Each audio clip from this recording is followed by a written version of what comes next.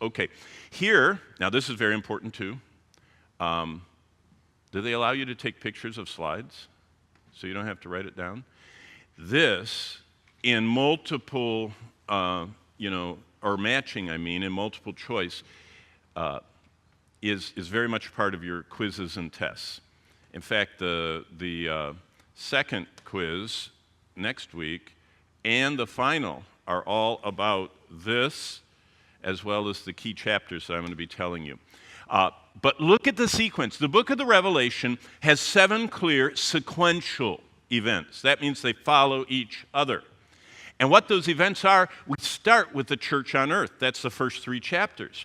And it says church, church, church, church, church, church, church, church, almost 24 times. And you don't see church again. Isn't that interesting? Until we get to the end, until we get to heaven.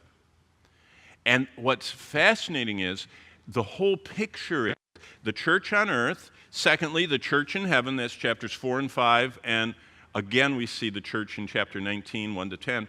Then the tribulation events, they're in heaven and on earth, then Christ's second coming, then the earth and millennial rule, then the final rebellion and great white throne, and then dwelling with God forever. Now some people like pictures, so let me give you the same list in pictures. Here we are as the church on earth. The next event is what John 14, Luke 24, Acts 1, 1 Corinthians 15, 1 Thessalonians 4, and Revelation 3 talk about the harpazo. The Greek word is harpazo. Did you know the word rapture is never in the Bible? Did you know that? Say that you know that. Yeah, it's never. The word rapture is not in the Bible. Neither is the word millennium.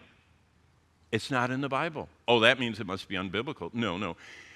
Those Greek words are in the Bible. But the Bible was translated from Greek into English, but prior to that it went into Latin. Jerome, do you remember Jerome, the Saint Jerome who lived in Bethlehem outside of Jerusalem in the 3rd century? He translated the Vulgate.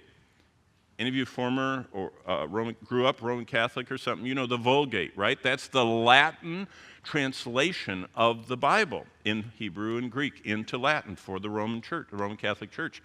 When he translated the word harpazo in Greek, he made it the Latin word rapturos. Doesn't that sound like a word you've heard of? Rapture. And when he translated the word millennium, millennium, 1,000 years, millennium. So actually, both those truths are in the Bible, but those English words are not. So we have the rapture, the harpazo. It immediately starts the bema seat of Christ. That's our judgment. We're going to talk much about that. Boom comes the tribulation period, the time of the wrath of the Lamb. Christ's second coming culminates the tribulation. He comes at the desperate last moment. We're going to see this in Zechariah 12 to 14. When the Jewish people are surrounded, the Antichrist armies are coming in from all over the world, from the south, the kings of the south, the kings of the east, the kings of the west, the kings of the north. They're all converging, kind of what you're seeing going on right now in Ukraine with the surrounding and devastation, if you're watching the news, of those villages. As Jerusalem is being surrounded and devastated, it says that about 2/3 of all the Jews are dying from this attack. And at the last moment, this small segment, the remnant, looks up and they say, "Help us." They're just helpless. They just look up.